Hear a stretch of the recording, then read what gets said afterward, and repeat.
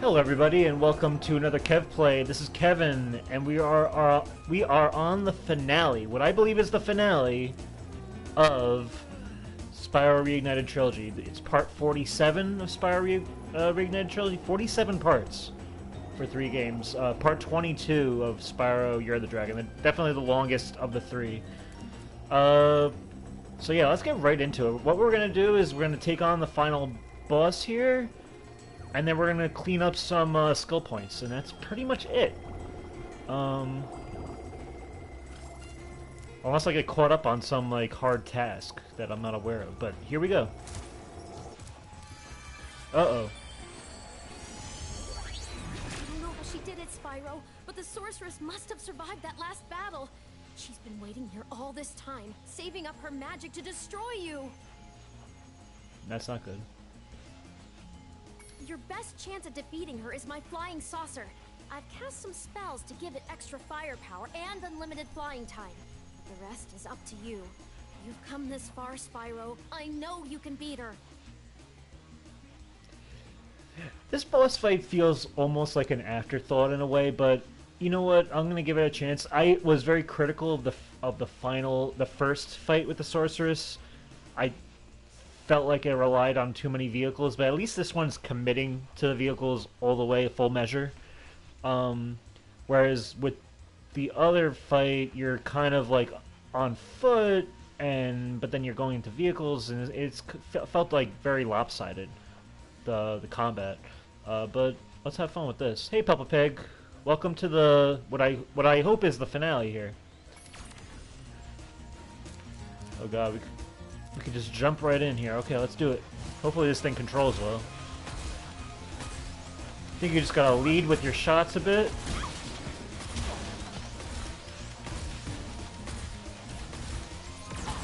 Whew.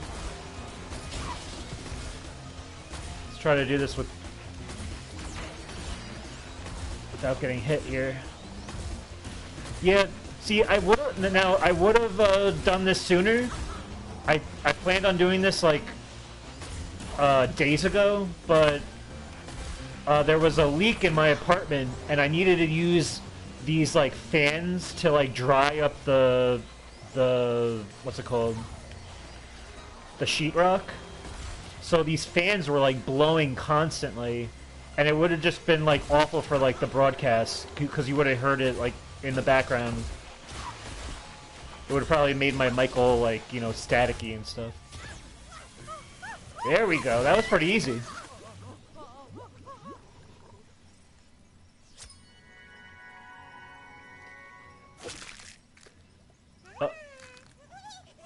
Oh, our first twins. Our first twins. Wow.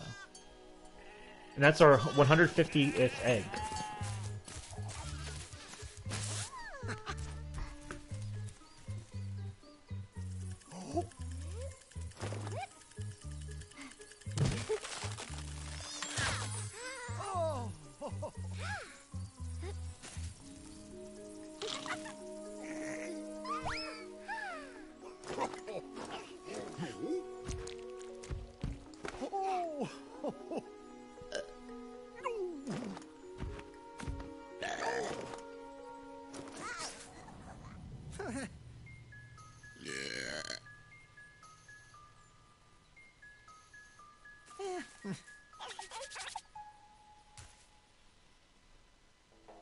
Aww. See, that ending in the PS1 graphics, actually, I always felt it played awkwardly. It felt like a very, like, they just didn't know what to do with an ending at all, and they were like, you know, whatever. But I like how the Reunited Trilogy brings a little bit of charm to it.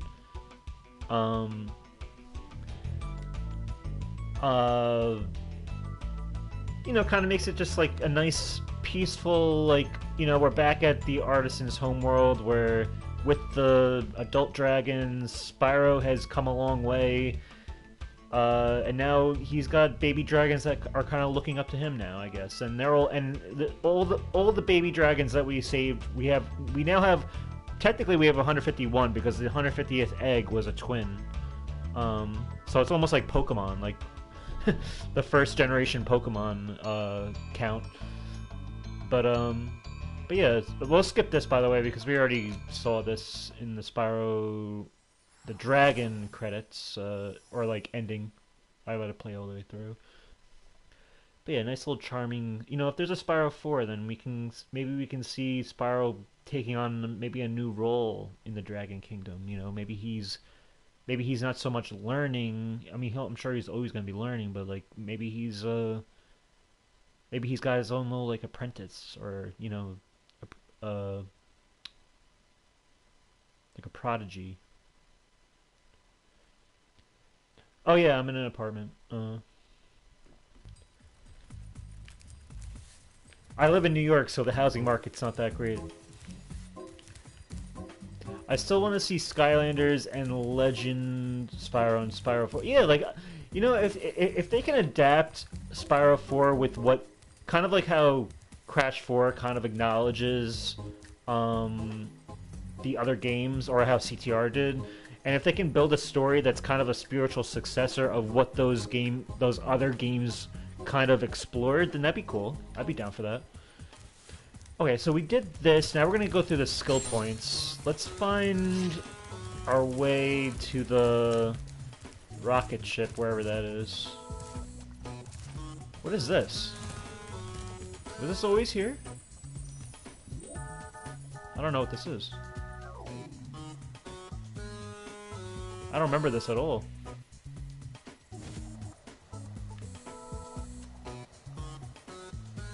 Oh, cool. I never went over here. I was like, what could they possibly give me? I already got all the gems. Might as well do this, though. Wow. That was worth it. That was cool. I wonder if that's something that was unlocked through beating the sorceress. Oh, dude, what do you think of The Last of Us episodes 2 and 3? Yes, okay. See, this is why I wanted to get this episode out before the third one, because I want to talk about the second one, but let's talk about both. So yeah, the second one, excellent work by Anna Torv playing Tess. And by the way, rest in peace to what's the actress's name? She was in 24, but she also played she played the original Tess in The Last of Us. She sadly passed away at 45 from cancer. But yeah, very sad.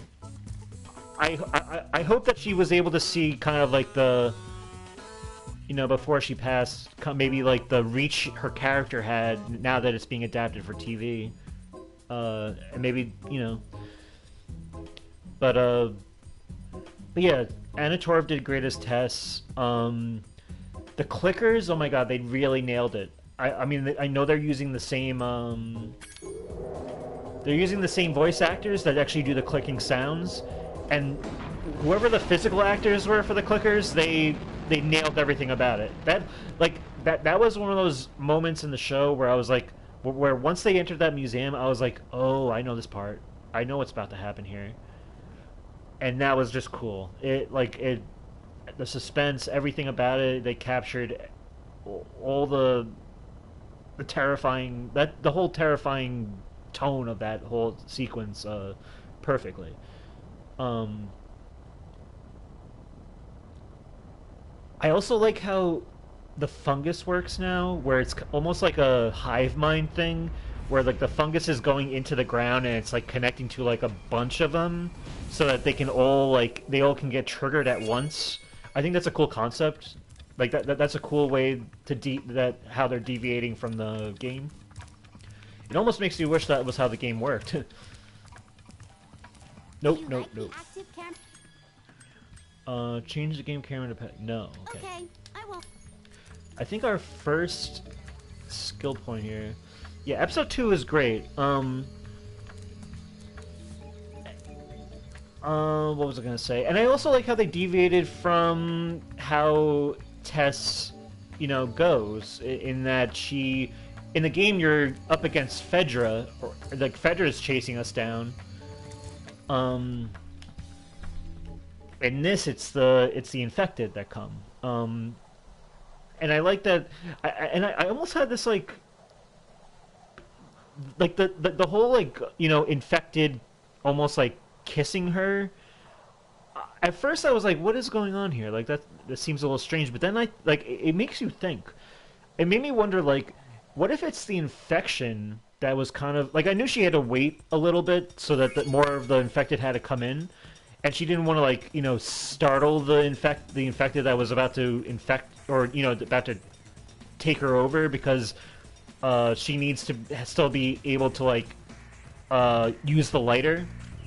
But it made me wonder if part of her infection, like the fungus that was already, like, taking effect in her body, what if that was one of the reasons why she allowed the kiss to happen? Like, what if it was like, like the whole cordyceps concept? Like, what if that was like what if that infected person that was approaching her was on some level aware that they were about to, like, kind of like conjoin through, like, some kind of, like, hive mind fungus science or whatever?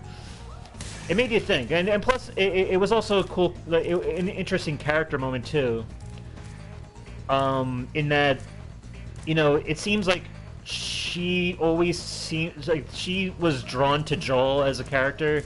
I think they had a deal that, like, she kind of made her love known for him, but he never really reciprocated. But they kind of had some type of deal to, kind of keep the relationship going.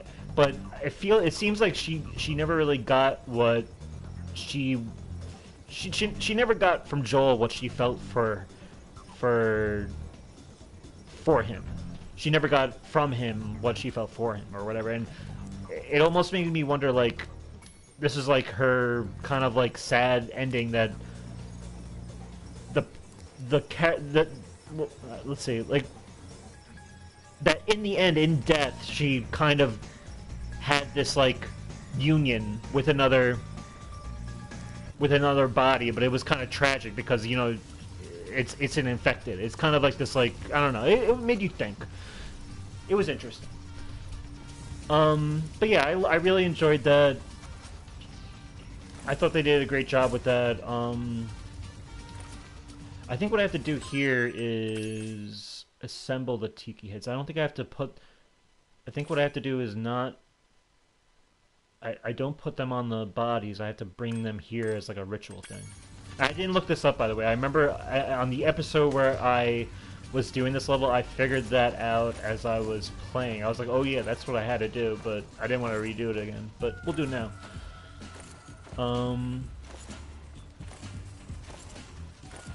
But yeah, episode 2 was great. Then you have episode 3, and this might be like Nick Offer, like my like I'm a big Parks and Recreation fan. I loved what he, I love his character Ron Swanson. I think I've seen him in dramatic roles before. He played a character in Deadwood where, like, he went completely full frontal nude, which was pretty, like, ballsy for him at the time, like in 2004, I think. So he's no stranger to, like, playing, like, being game. And yeah, I think this is, like, one of, like, the strongest performances I've ever seen him do in this role as Bill, and kind of, like, having this relationship with Frank. I like how they, like, I know this is a very contentious episode for some folks because it really kind of they didn't like how it took away focus from Joel and Ellie as much, but I like, personally, I loved it. Episode 3 was a weird one for a lot of people, but yeah, but for me, I like that they're using this opportunity of an adaptation to explore character relationships or characters in a deeper way than we would have gotten in the game. If you wanted them to stick to the source material, like from A to Z for this for the whole Bill section of the game, then there's always the game to return to. The game is always there to play. So, but I like that they kind of took a nice, interesting risk to deviate from the source material here and give us something kind of profound, I think, in my opinion.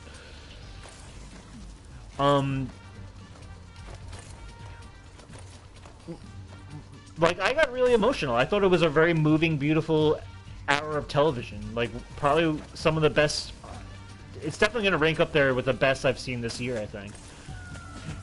And here's the thing, too. I hear a lot of people... Like, there's a lot of people on the internet saying, oh, like, you know, the woke of us, and, like, oh, it's going woke.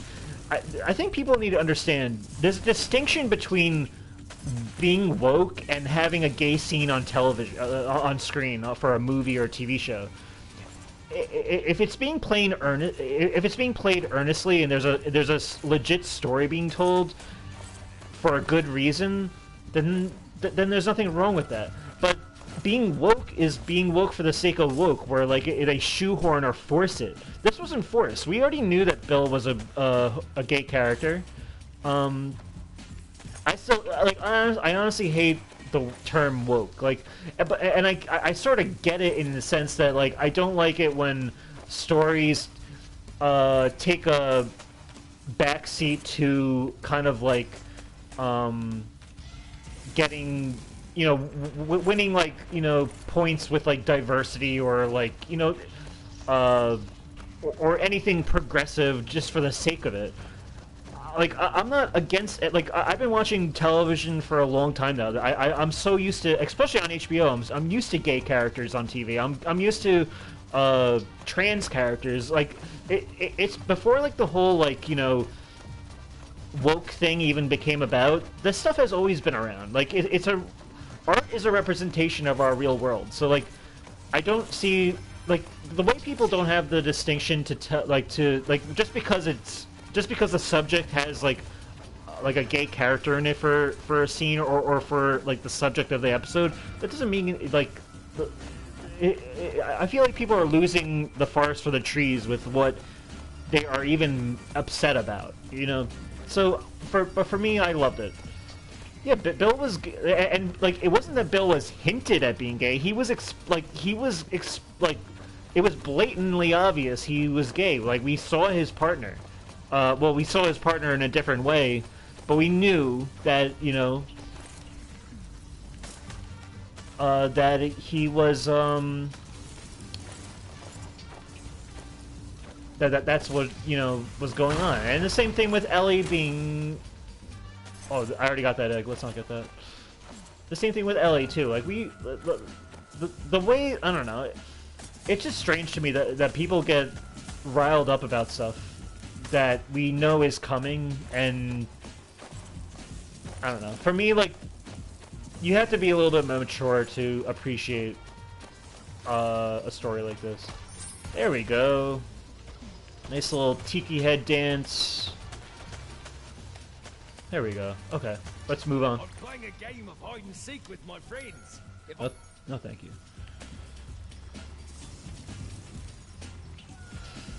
But yeah, I actually liked, and I like that. I love how they. Nick Offerman's awesome. I thought he was great in this, and the guy who played Frank was great. I like that they even played the music from the giraffe scene at the end when they kind of were accepting that they were going to, like, you know, die together. I thought that was a very beautiful moment. So we got this one. Seashell Shore, catch the funky chicken. Seashell. Oh, yeah, there's a chicken swimming around. But yeah, I like that. I like that we got a flashback with Tess again. That was cool. With Joel and Tess. Bill's traps were awesome. I love that we got a scene too with like people trying to like get in or trying to intrude. That were clearly like the raiders. That was a cool scene. Linda Ronstadt being a kind of like a theme, a running like theme for that kind of tied the Bill and Frank story and the Joel and Ellie story as they drive away, which is like I thought was cool. Where is Seashell? Yeah, Seashell Shore again. Oh, that's in... Okay. this homeworld here. I think it's right here. Okay, cool.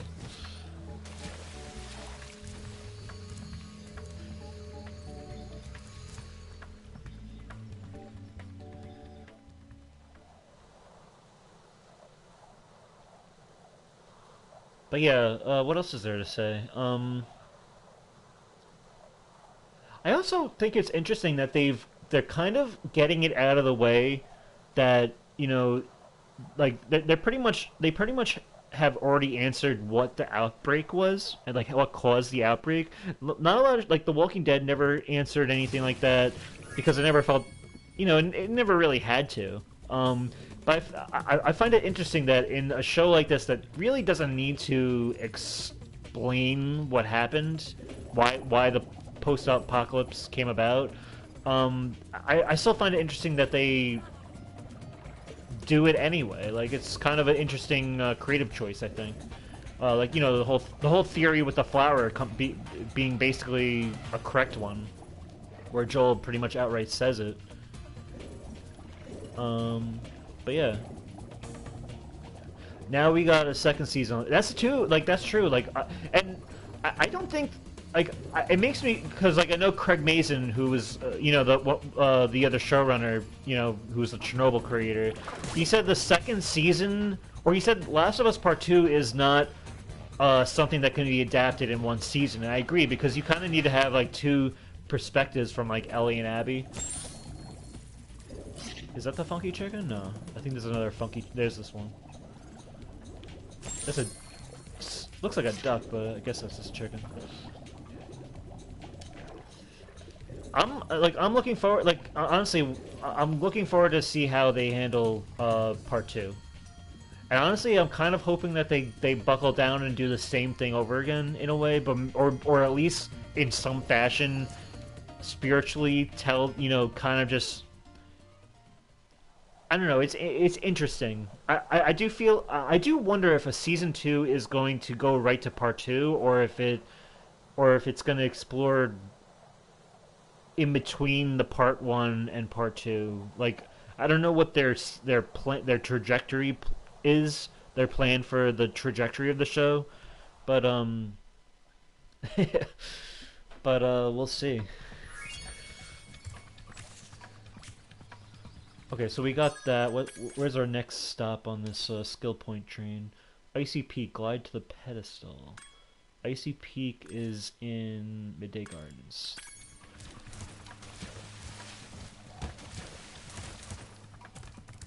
Oh, I love how we have the rocket, like, for forever now. Like, wherever we go, I guess. It's an interesting choice. I wonder if we had the rocket... I wonder if I was to start the game from scratch in Sunrise Spring, would they give me the rocket? Or is the rocket just here because we came from Midnight Mountain? I don't know, that's an interesting question. Let's go to Midday.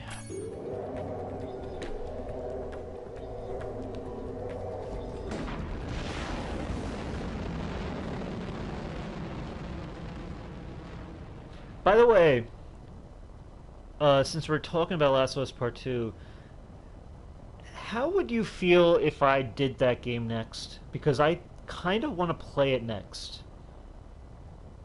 And if I do it next, I kind of want to... Because The Last of Us is so much on my mind right now.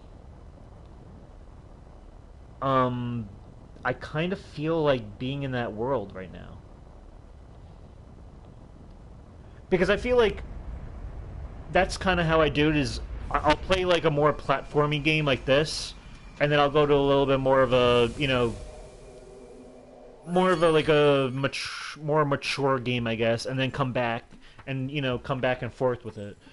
But if I was to do part 2, I think I would do what I did with part 1 in that I want to do it and react to the story as if I'm presenting it to somebody who's never experienced it before. So obviously me and you know what's happened. We know what's happened. So like I wouldn't want to like in our chat, you know, like in our discussions that we have, I don't want to discuss what's about to happen. I want to discuss what's happening in the moment. So obviously we wouldn't talk about any like of like the obvious big spoiler until it actually happens. And then we can have like a cool like uh just a nice like in-depth discussion, I guess, as we play. And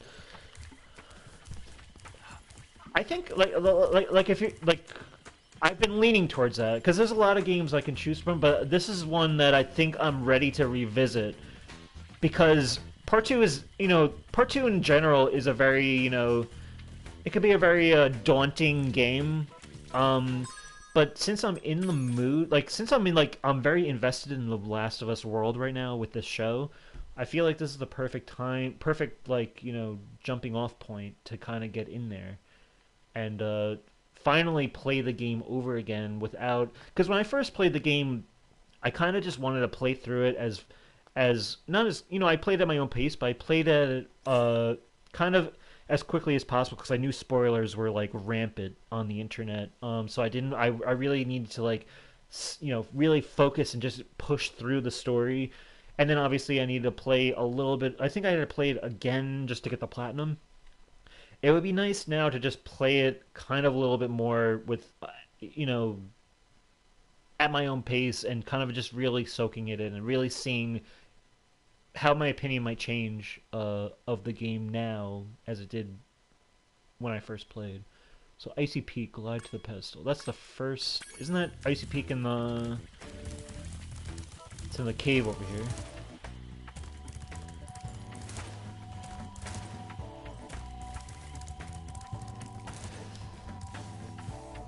And if you ever want to check out me playing The Last of Us Part 1, I don't know if you ever did, but there's 30 parts of me playing that, including Left Behind.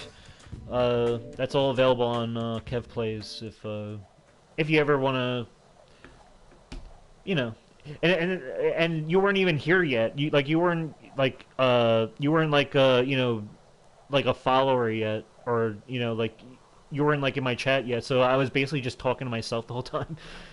I think some people came in and out, but I tried to give it a fair, my best like analysis as I was playing along. Okay, so we're gonna go to that one little area. I think there's a little pedestal we need to get to. Oh, I think I can just take this thing up there. Here we go, we'll take the gondola.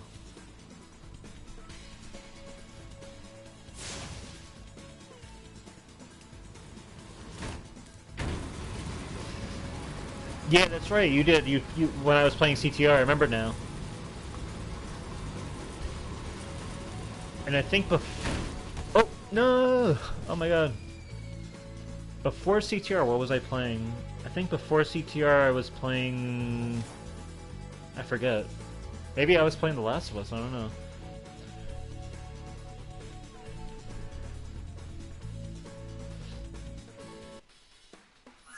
Let's try that again. I gotta remember to jump as soon as I get to the top.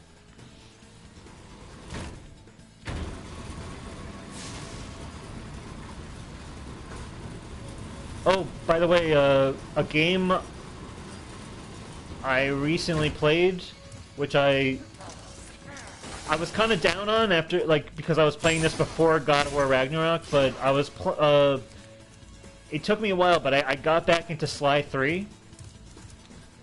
Oh, E3. Oh yeah, I did see that. They're saying Nintendo, Xbox, and Sony won't be participating.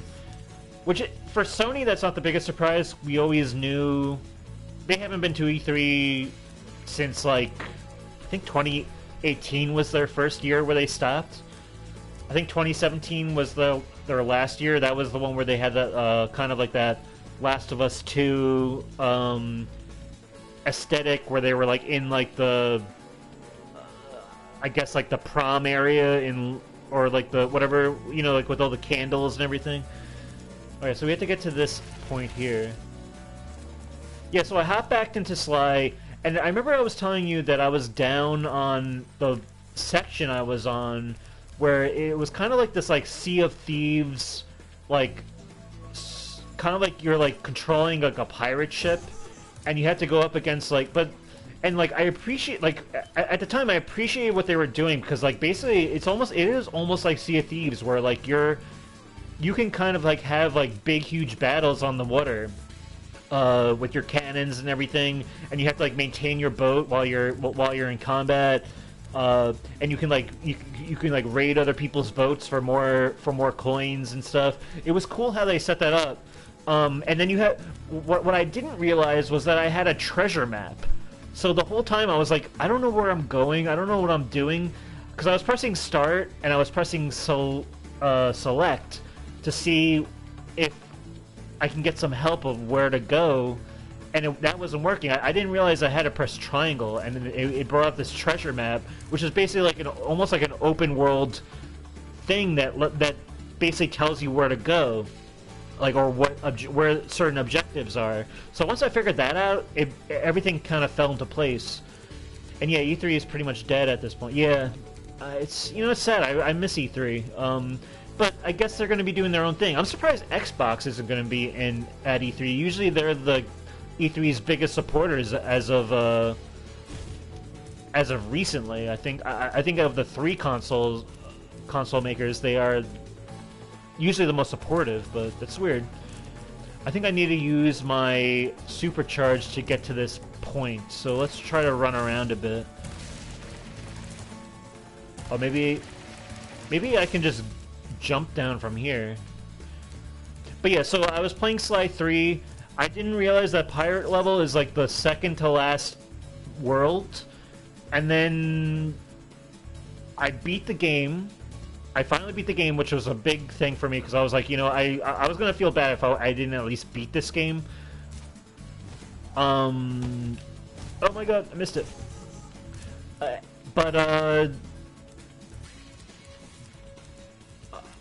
I did that, and then what like Sly 3 has like that you have this like you go into this like challenge mode where you're playing like older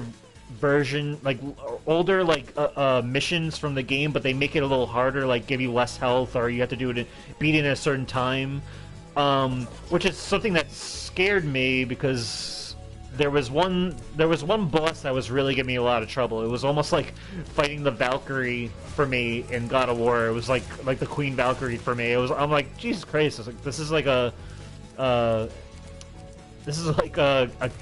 kids platformer, and I'm having trouble with this. Not that kids platformers can be easy, as we know from Crash 4, but yes, I ended up beating all the challenges, and I platinumed the game. So all three Sly Cooper games from the collection are complete now, platinumed completely, and I'm glad I'm glad I can at least say that now. There we go, skill point. Oh, is that all my skill points? Art gallery unlocked? Let's see. I don't think that was all my skill points, though. I think yeah, Lost Fleet, I still have to get skateboard record time. Congratulations, part 1 of the art gallery has been unlocked. Collect the remainder of the skill points to open part 2. Wait, so... Oh, I see what they did. I needed to get all this, and then all of... Oh, okay, so this is part 1, and this is part 2. Okay, that's why. So... Let's go straight to the skateboard record time first. That way we can enjoy the scrapbook in one go instead of, playing halvesies. I think up these stairs we can get out of here.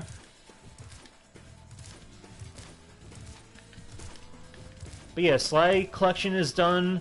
I was looking on Amazon to see if I can find Sly 4, and it's pretty expensive. It's like for what I saw, for like the new version at least, it was like $99.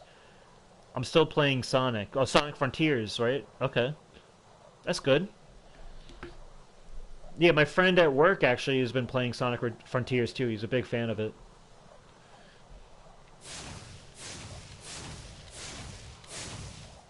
But yeah, I don't know. Like I know Sly 4. Like I heard it has there's some criticism about that game, but I at least heard through the. I think you might have even told me that Sly 4 brings back the bottle, like the hidden bottle collectibles. So I'm at least psyched about that. That was always a fun collectible for me, or yeah, a fun portion of the game. We're gonna go to Lost Fleet, which is an Evening Lake.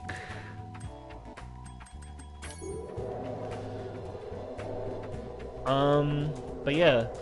Also,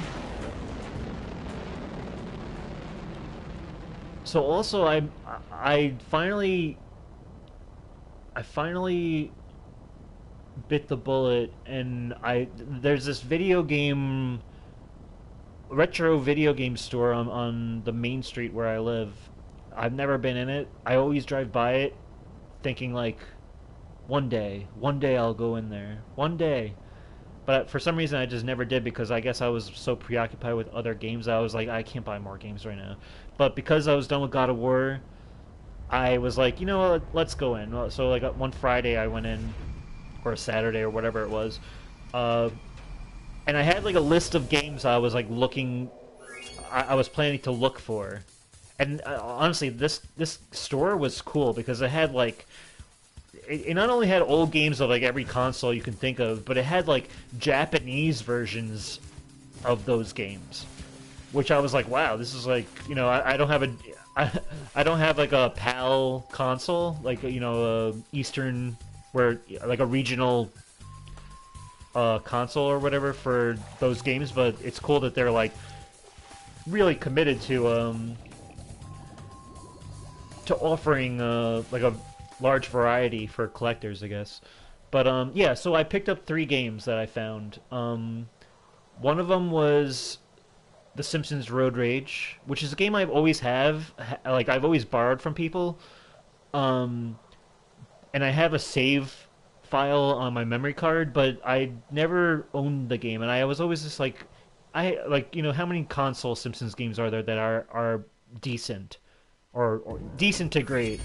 And there's not many. Hidden Run's the best one. Simpsons game is good, and Road Rage to me is another good game. A game that can get a little tiring after a few playthroughs.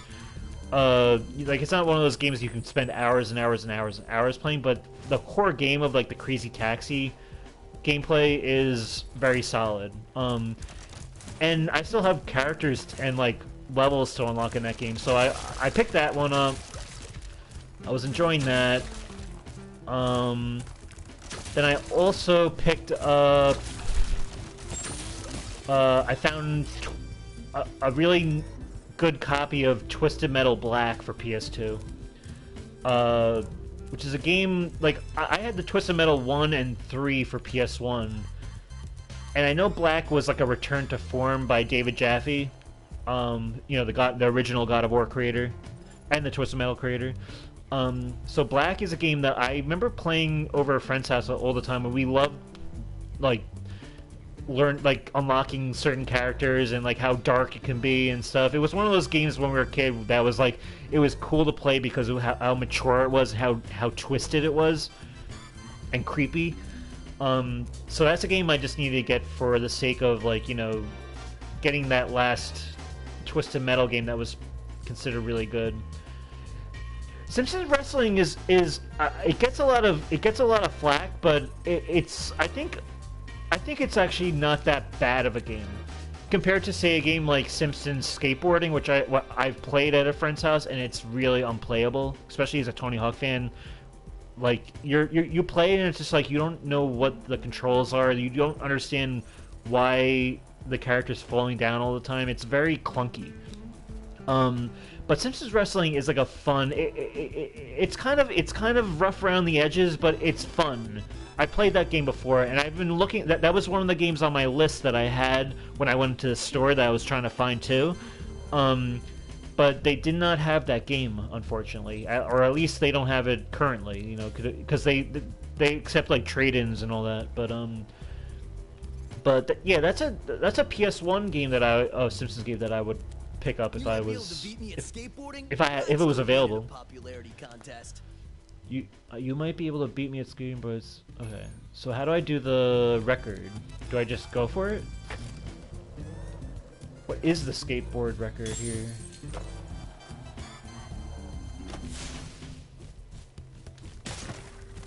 Do I have to get points in the lap? Didn't I do this? It's weird. It's weird that Hunter isn't giving me an option of what to do here. But yeah, I got that game. I got Twisted Metal Black. I mean, Road Rage, I got Twisted Metal Black. And the last game I got was SOCOM Confrontation for PS3. And I know... And I said to the guy, the guy behind the counter looked like... He looked exactly like a comic book guy from The Simpsons, actually. Which I know is very cliche and, like, a little insulting, but, like, he did. He was like a carbon copy of comic book guy, but he was friendly, at least. And when I bought SOCOM Confrontation, I was like, oh, yeah, I'll play the campaign. I know the online doesn't work anymore, but, you know, it's a game that... You know, I was always into SOCOM back in the day. But he said... He's like, you should actually look into it. He was actually helpful. He's like, you should look into it because there's a lot of people that figured out how to get SOCOM Confrontations online working. So I was like, oh yeah, and it actually like struck up a memory. I was like, oh yeah, I actually remember reading about that on like some GameFAQs thing. Oh god. But yeah, I picked that game up. I haven't played it yet, but that was a game I completely missed. That came out in 2008. I didn't have a PS3 back then, so I went straight to SOCOM 4. But yeah, those are the 3 games I got so far. And there's other games that were there that interested me, but I just didn't want to pay too much money in one shot. But they were cheap. I feel like I'm not doing the skateboard record time here. Like, what is the record time? Does anyone... Is the record time beating this in a certain amount of time, or is it getting points? Oh, okay, the course record is 1:45. Okay, so we just have to be fast. Alright, let's try it. Has nothing to do with points. Ah, okay. That wasn't good.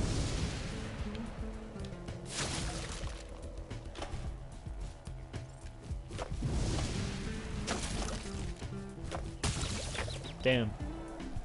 But yeah, it was a nice little pickup for me. I was trying to find games like Metal Gear Solid 1 because for PS1 because I heard that if you get the Legacy Collection, then you have to like oh man. If you get the Legacy Collection, then they say you have to download a code for the PS1 game. And the code might be expired, so I'm trying to just pick up the PS1 version if I can find it for cheap, you know, if possible. Oh man, I'm not doing so good with this. I gotta figure out the map a little. Is there a way to restart? Quit race. Is it if I quit the races, are they gonna keep me? They'll start me here. Okay, cool. But yeah, I was trying to find that. I was trying to find SSX Tricky, which is a cool, really cool snowboarding game at the time of the PS2, where they would play like Run DMC's Get Tricky every time like you powered up your special meter, which was like so like satisfying. That was a game I loved. It was a game my cousins had, but I never, which I played a lot, but I just never picked it up because I was a kid, so I didn't have like money. What other games? I did see SOCOM Combined Assault there, but I didn't want to... That's for PS2, so there's an interesting campaign with that at least. But I didn't want to pick it up just yet, because I figured I was like, 3 games is a little much right now. I mean, more than 3 games of a purchase is too much. But, oh man, come on.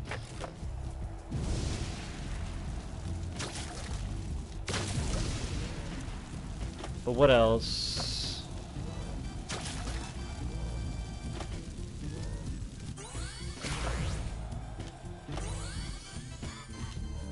I gotta be more conservative with these jumps. I keep getting too greedy. Let's try it again. Oh wait, we have 20 seconds. Yeah, I don't think I'm gonna be able to. Too many crashes. Let's try it again.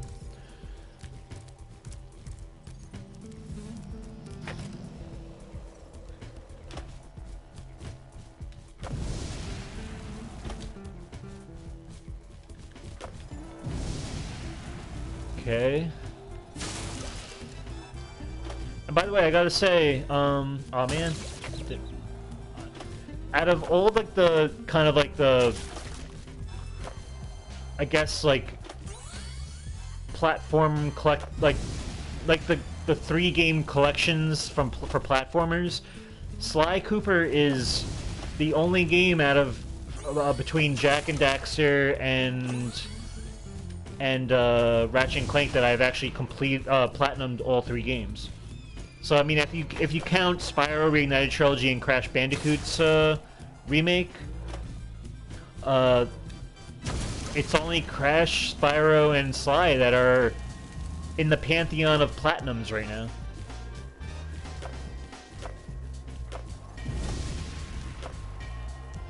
I wish I could say the same thing about Jak and Daxter, but Jak 2 and Jak 3 I have 91% on for the trophies. Ooh, okay. I feel like we're in better shape, maybe.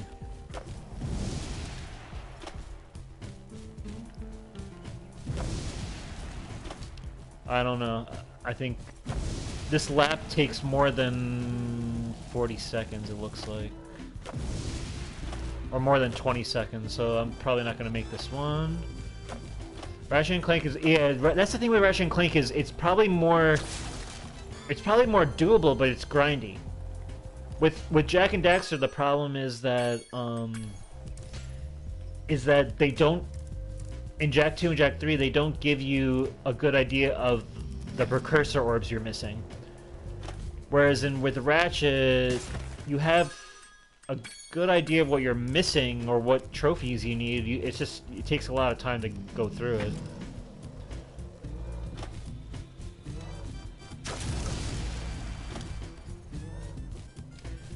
I probably have to mix up my tricks here too. Let's do that.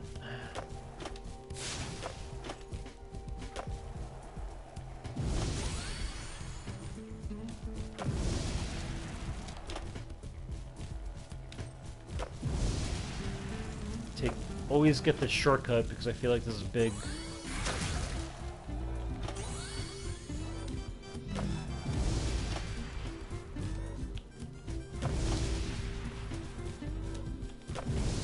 Okay, I feel like I'm in the zone right now. Ah, I should have used my...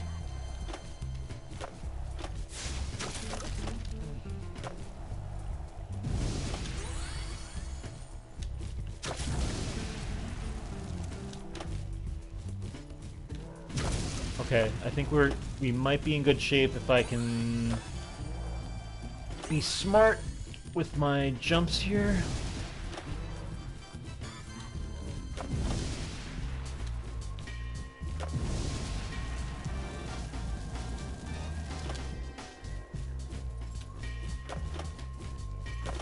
Okay. Oh, I got like 15 seconds. I should just power through it. Let's see. 140, 141. Oh my god. That was okay. That was just that. I don't know if that was my fault, but at least I know I have a better track of how to do this now. As for Jak 2 and 3, use the orb glitch. I heard about that. Maybe I should do that? I don't know. I have to look into that. It's cheating, but what are you gonna do? I mean, it is kind of cheap that I'm kind of like gypped out of these platinums because it just basically says like, yeah, you didn't do it right because, you know, for no good reason you just didn't do it, right? Like, there's really no fair explanation to as of what I'm missing.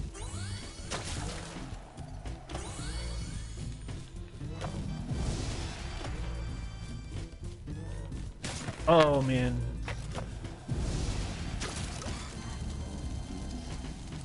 But again, playing these games too, it's like, it's a mood thing. Like, you have to be in the right mood to return to these games again. I have not played the Jak and Daxter games in a very long time. Like, in maybe close to a decade now. The Ratchet and Clank... Oh, man. The Ratchet and Clank games, like, I feel like I can get back into them. I think it's just a matter of, like, playing it...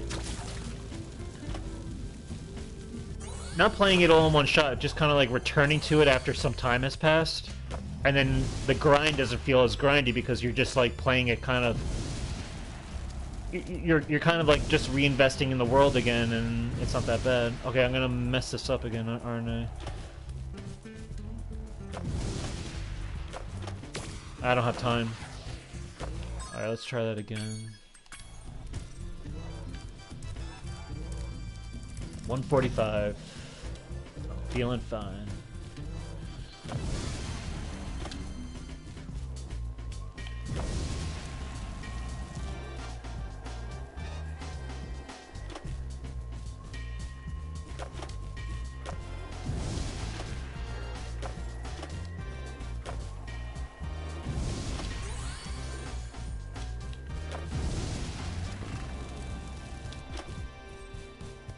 Oh no, if I can't make this, then I should restart, which I will. This is the one thing that's standing between us and finality, is this skateboard record. I will do it. Even if we have to go a little longer, I will do it.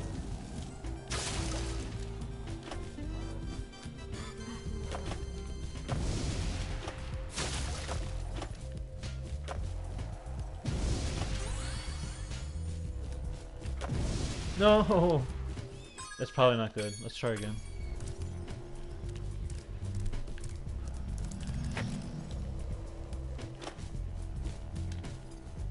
Oh my god. Not doing that. I gotta have a good start at least.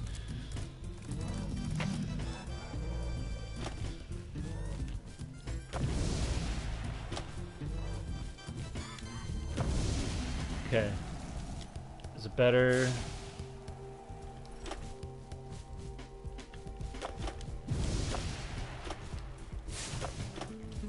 Okay, we're in better shape.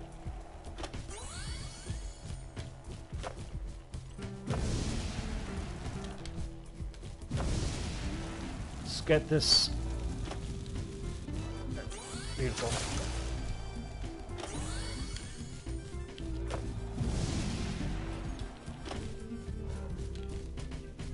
Okay, I think we're in better shape.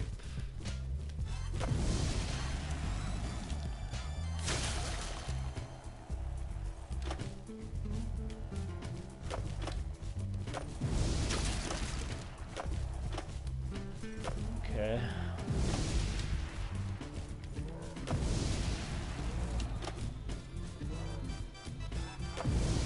All right.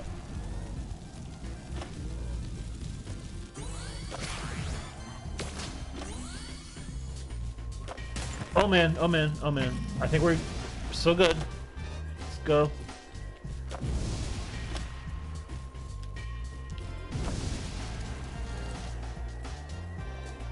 I think we're in better shape. Let's see. Let's hope.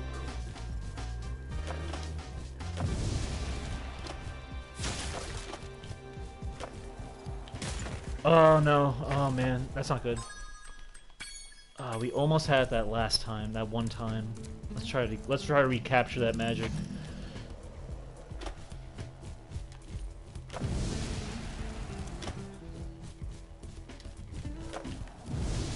Okay, that's not good. That's not bad. Not bad. Oh no. Nah. Let's try this. Let's try this. I wish Hunter was riding with us so he can show me like a line I'm not thinking of. Like maybe there's a better way to do this than how I'm approaching it.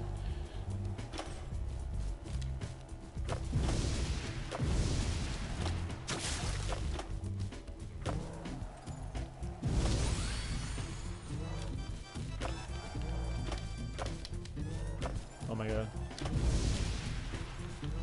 Yeah, I messed that up. Let's do it, let's do it. We didn't lose that much time, but I kind of lost my trick meter there.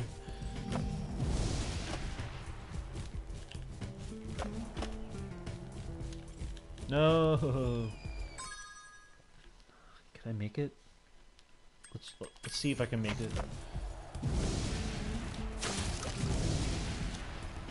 I thought these crabs gave you more energy if you defeat them.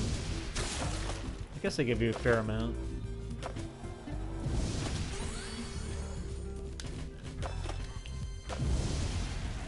Okay, now we got a good reserve of fuel here.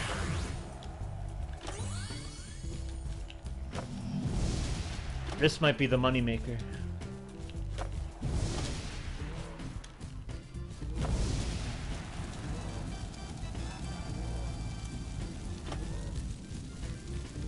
Let's use this as a shortcut. Oh my god, I don't think I'm good. I don't think I'm good. Nope, did not make it. But I did I crash once? Maybe if I don't crash at all, I'll be in better shape.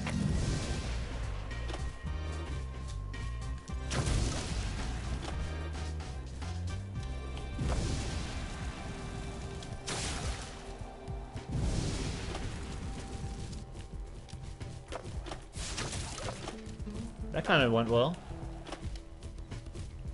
That didn't. Not the worst thing in the world, but you know what? Let's start that. Let's do that again. I think I'm onto something. Let's try this.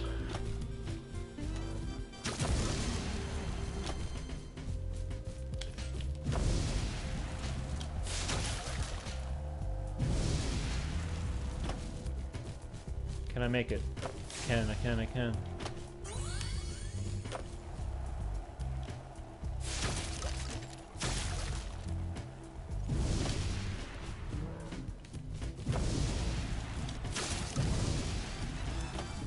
Okay, I feel better about this.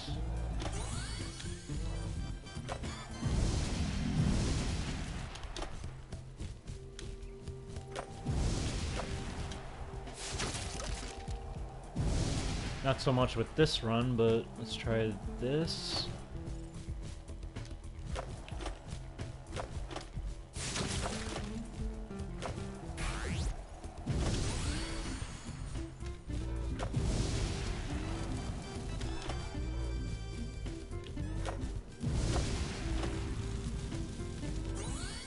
Okay, we basically have...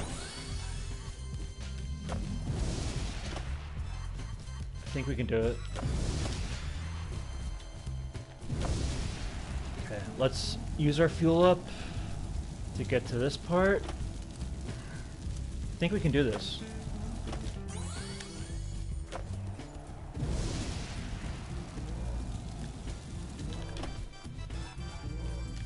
Okay. I think we're good. I think we're good.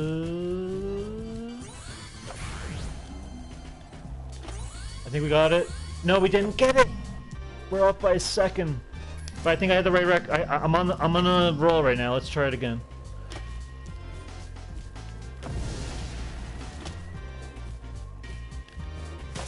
Oh, that's not good. Let's try that again.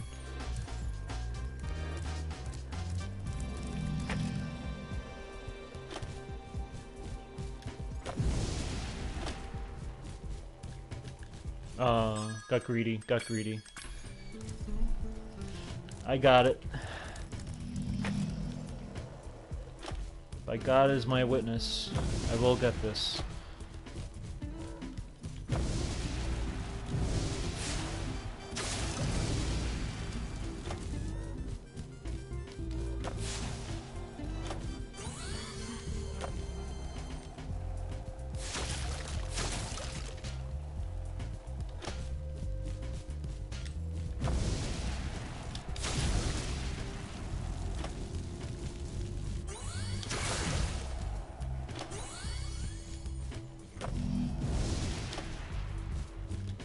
Oh no! Tough not to crack, huh? Yeah. But I'm in... Even though I just fell, I think I'm... It's not the worst thing in the world. I kind of had a good speed going for it. Let's try this. I think this is like the game changer shortcut right here.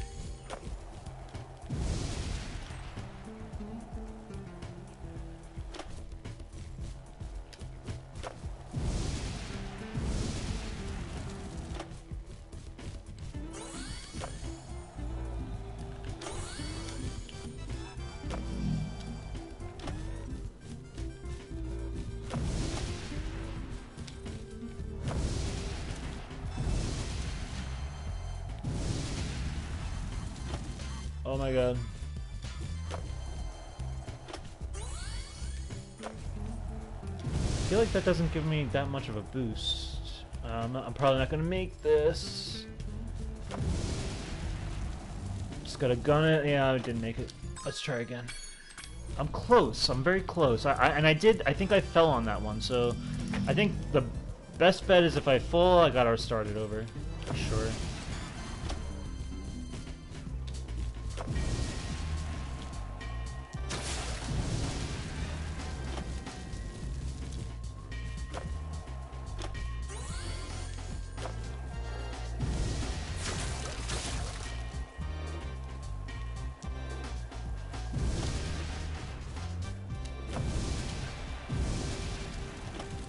I feel this is a good run. That's not good. That's not good. But we didn't technically crash, but let's see. That wasn't too good, but we'll see. That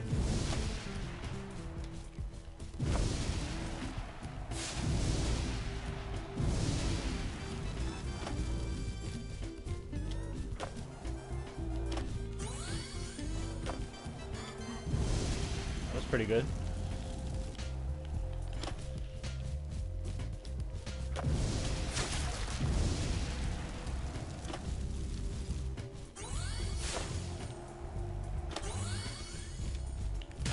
Not good. Yeah, I'm not gonna... I don't think I... maybe? No, I can't. I think we know that... Because I already kind of lost time by getting in that vortex steps the first lap. And we know that if we crash once, it's kind of pushing it.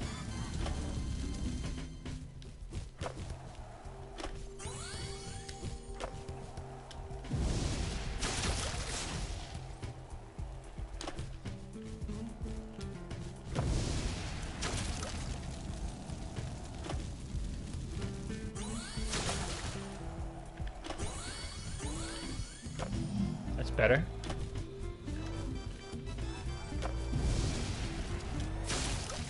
We're in better shape.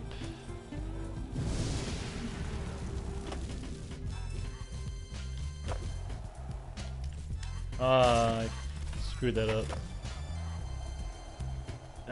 I'm losing time.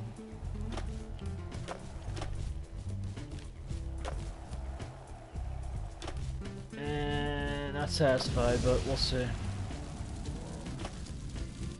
I basically have to do it in 30 seconds, which is not gonna be easy. No, I'm not happy with that. Let's do this. We can do it.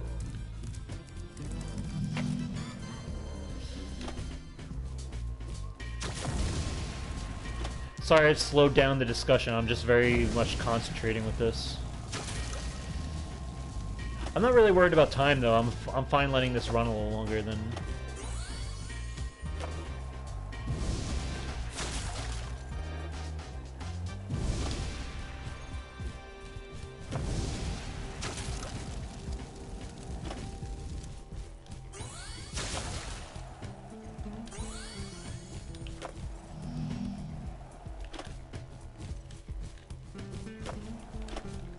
This is big. Sort of. I have my... Maybe it's impossible. No, I've done this before.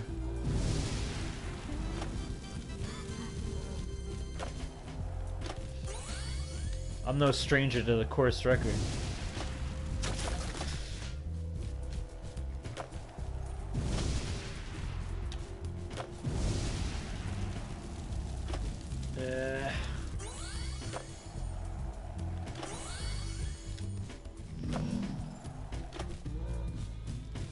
I did learn a trick just now, so I think I have to...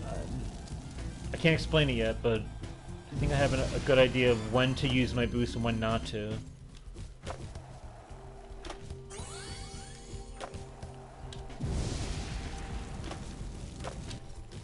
Oh, that was bad. That was a game changer. But I have a better idea now. Let me try again. Whew. Damn, Hunter, you're fast. Set this record. He must have set this record, I guess, right? I don't think the Rhinox would have been able to do this.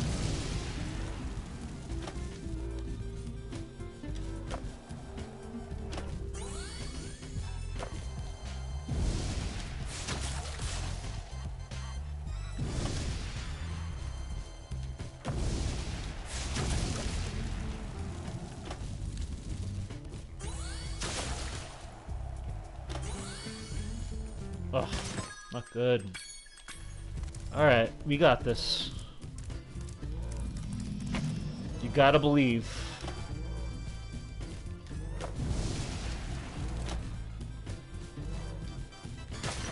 Okay. Not good, not good, not good, not good. You can do it.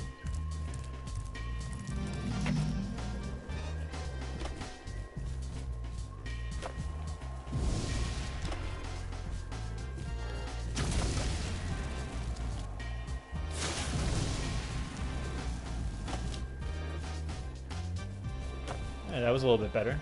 Oh, but I don't know what that was, but Spyro kind of just, like, collapsed.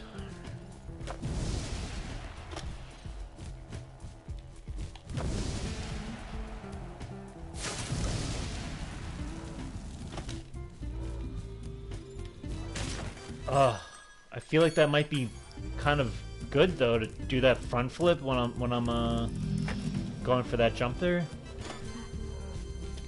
because I feel like that slows. That's one of my weak spots where I kind of have to regain my my boost.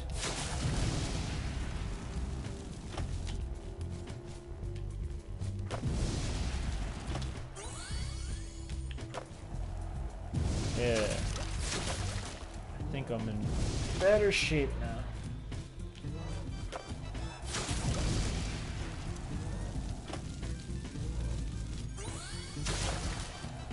So, don't use your boost here. Don't use your boost here, because you still have momentum going. Now you got more boost. Now I'm going to be ballsy again and use my front flip. 2 front flips will do it. Oh my god. Coral. Alright, let's try it. It wasn't the best. That was kind of not... God dang it. Let's try again. Let's try again. You want to load me in, Spyro? I thought I quit the race.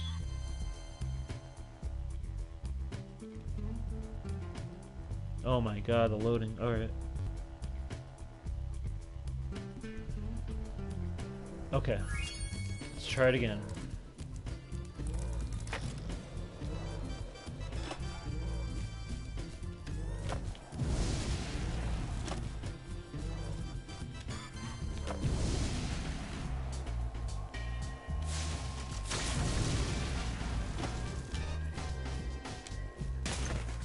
Oh man. I of course saved the last, the most troublesome skill point for last here. But we will do it.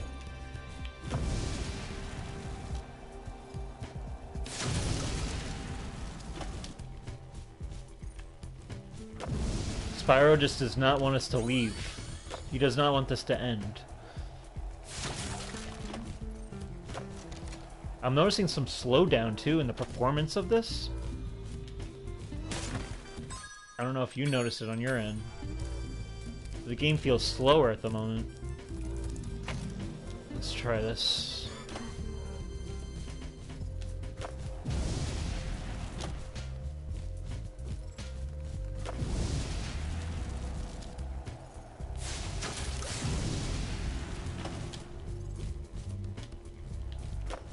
Yeah, you see how slow it is?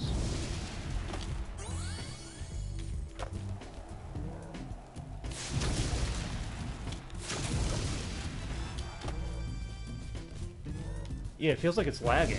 Or it is lagging, for sure. Alright, I feel like I'm in better shape here.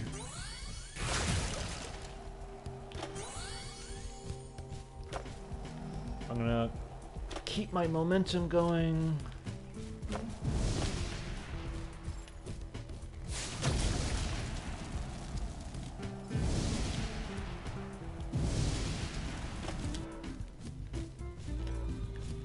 Oh, God. It's like you need to be pinpoint accurate with that jump.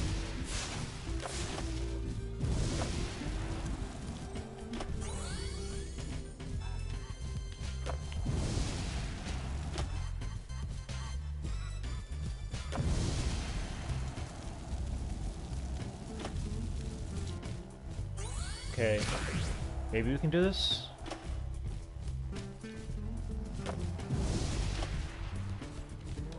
Oh my god.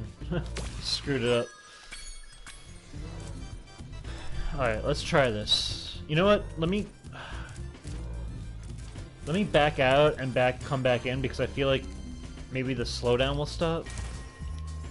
Unless the slowdown is helping me out, I don't even know. Maybe it's better if it's slowed down a bit. Gives me a better reaction time.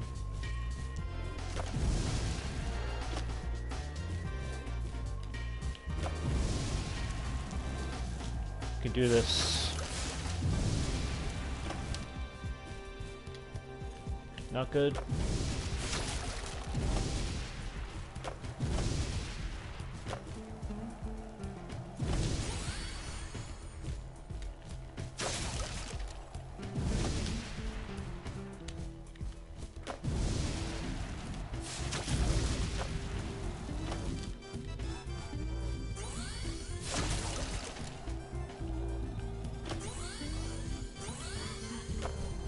Okay.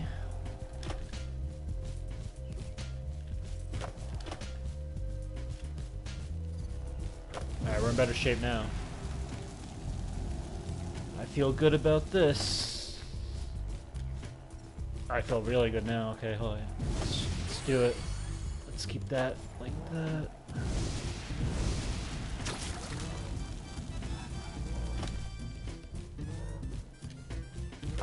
Okay, that was big.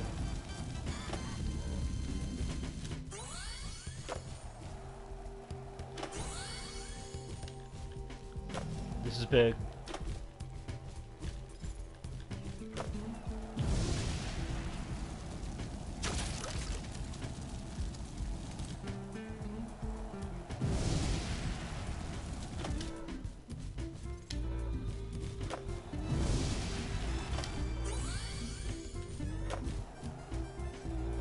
This is big, I think.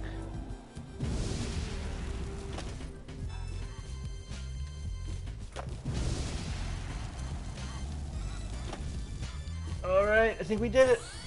I think we did it, folks. Barring any unforeseen consequence. Wait. I did 3 out of 3 and it's not letting me do it. You see this? Am I in the 3rd lap now? No, I did perfect. The game. Oh my god, I did it! That is insane. There's a glitch going on. You see this, right? This is Toys for Bob, folks. My god. Alright. What we're gonna do is we're going to quit the level. Oh my god. Of course.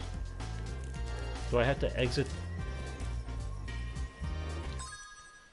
Oh man, what just happened? I did it!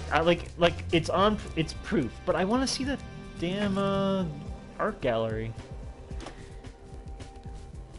See, now my thing is, if I do it again, is it going to glitch again?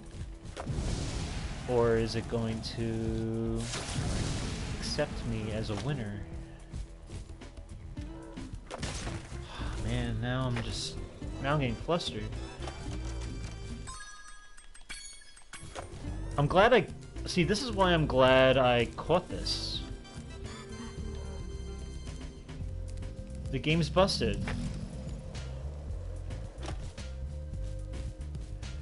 Maybe that's the conclusive note I should end on. Maybe I should just look at whatever gallery I have and be like, you know what, Toys for Bob, you failed. You failed me.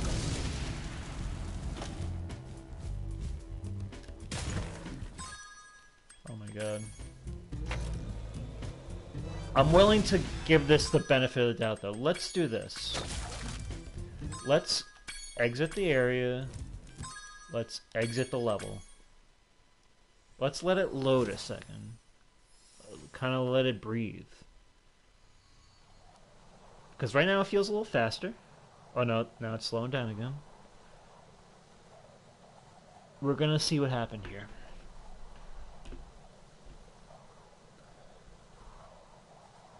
I beat that course record though. It's on video. Let's try again. Am I in slowdown mode still? Yeah, it's very slowed down right now. I think it's like I need to reset the game almost. I want to give it the benefit of the doubt that maybe this glitch has nothing to do with the lag right now, but more to do with just a glitch. So we're gonna give it till at least, let's try to aim for an hour and a half here for this finale. You know, finales are always a little bit more supersized anyway. It doesn't, you know.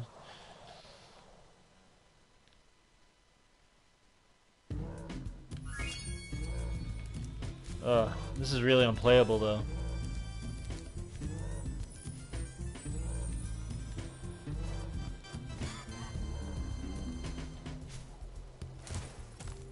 This is not good. It's like the game knows that it's the finale and that I was on my last legs, so it had to just completely like fall apart at the end. It's kind of a letdown, is it not? It is kind of cool. I feel like I'm in Matrix mode though. I feel like I'm Neo Spyro. I need to get my Matrix shades on for this.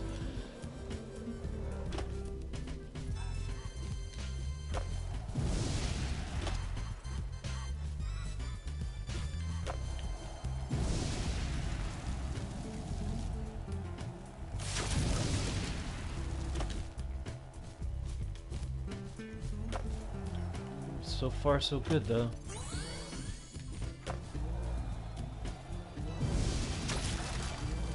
Let's see if I can do this, and it was just a one-time glitch.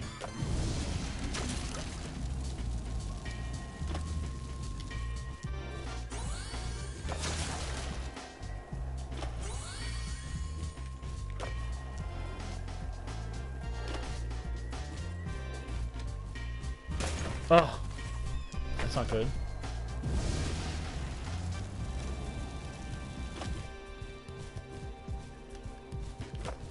Oh, man. Spyro. We already know that I lost the... Yeah, I'm hoping it's a glitch.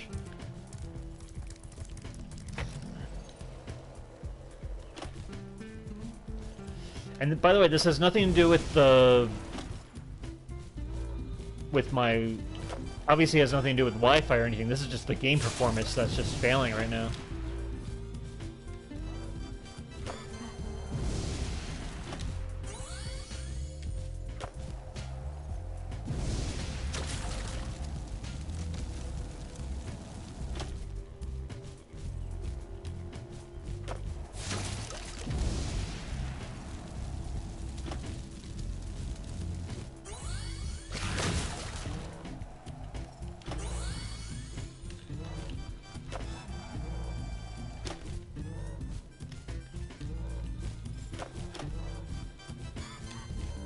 Okay, now we're good.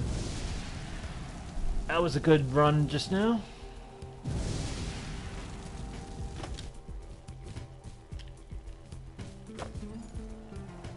I noticed there's a little leeway after you nail that front flip jump, where they let you center where you're about to land if you stop at a certain point, so that's at least good. Alright. Oh, that was close. That was a close one, Spyro.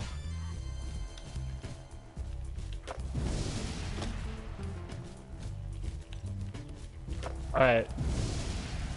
We're in super slow mode, but we're trucking along here. Okay. It's actually better that I'm in slow mode right now. Because it's helping me time my landing better. Okay, now we just gotta ride this out. We did it again. We did it again. Let's let this not be a glitch. Did it. Beautiful. I was like, you know what? Let me pull to the left a little in case like it didn't, because I think the first time I did it, I pulled to the right really sharp that maybe it made me like go past the point that I needed. Like it made it so that I didn't actually complete the lap, which happens in like CTR a lot.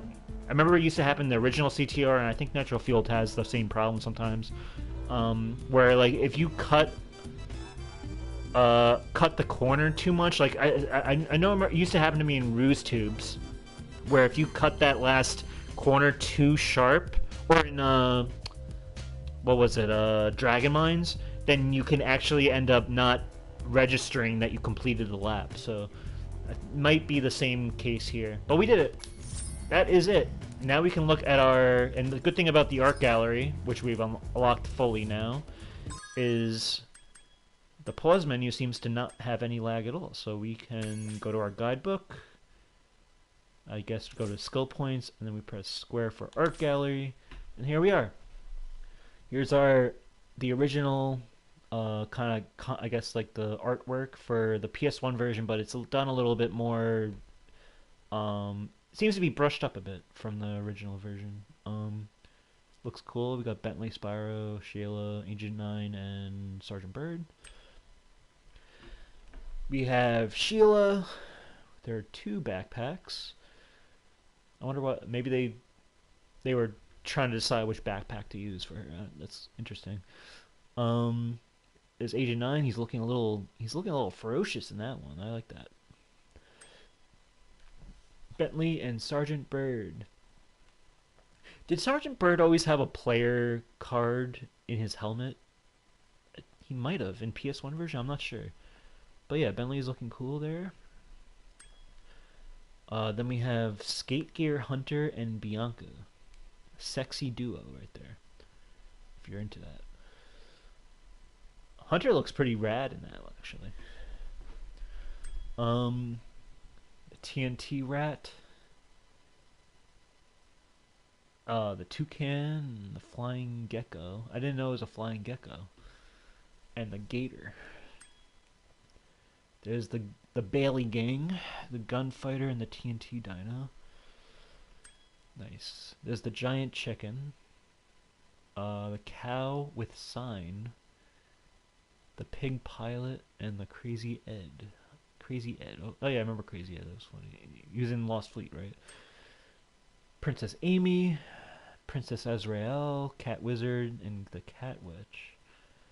That level, I remember, gave me a lot of problems because there was something weird going on with like how the Super Flame was every time I was trying to land on like one of the pedestals where the Cat Wizard was, he was just knocking me off like mercilessly.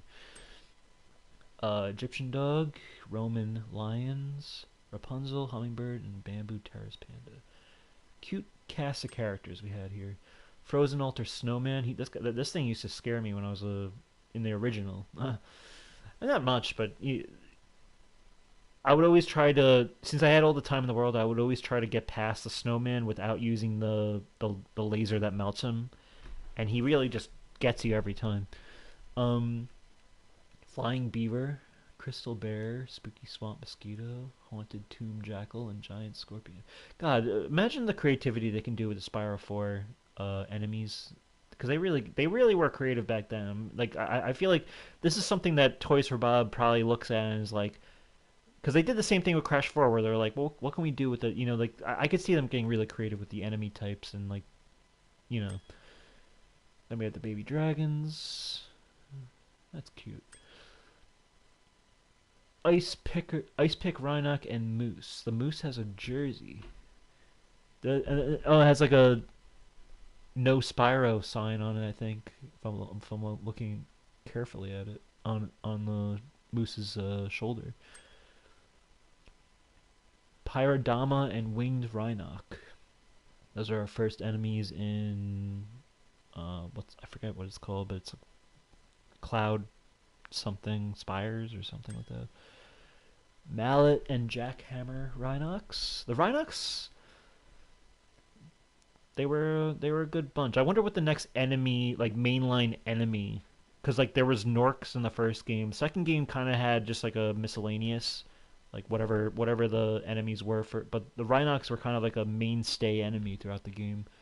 I wonder if the fourth game would follow suit and have like a mainstay type of enemy throughout.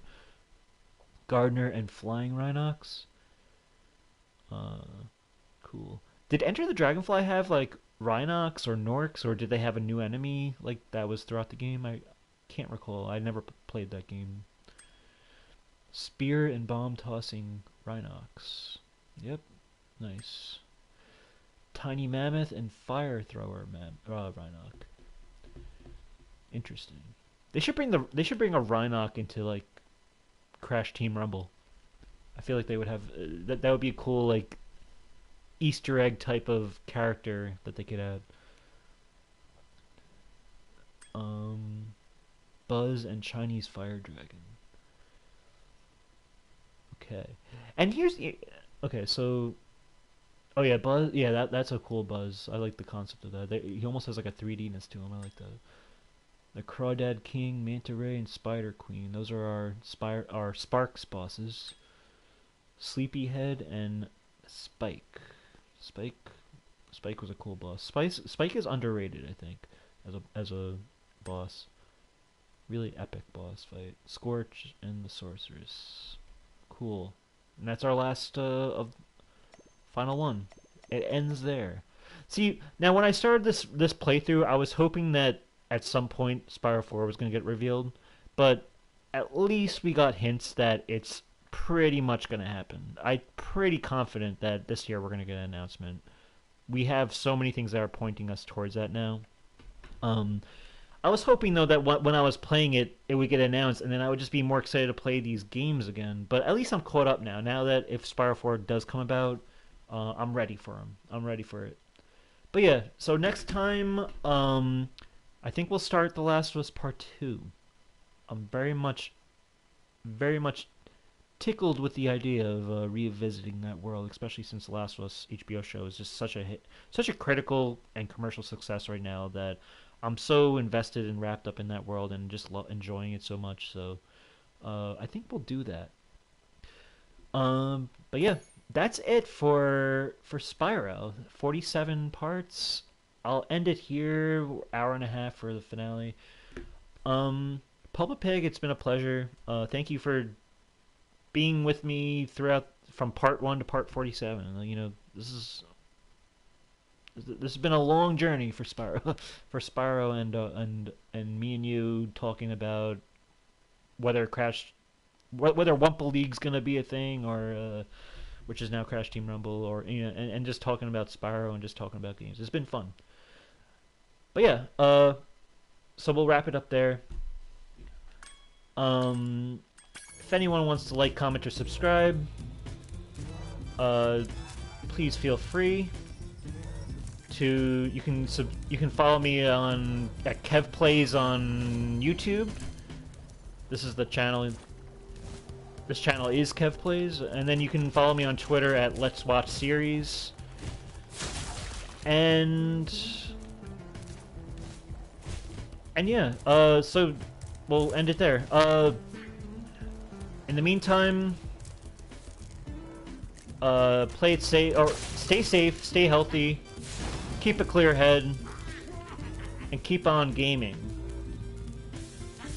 And it's the end of the Spyro's journey. Let's go. Upward and onward. No sheep were harmed in the making of this playthrough. Peace out.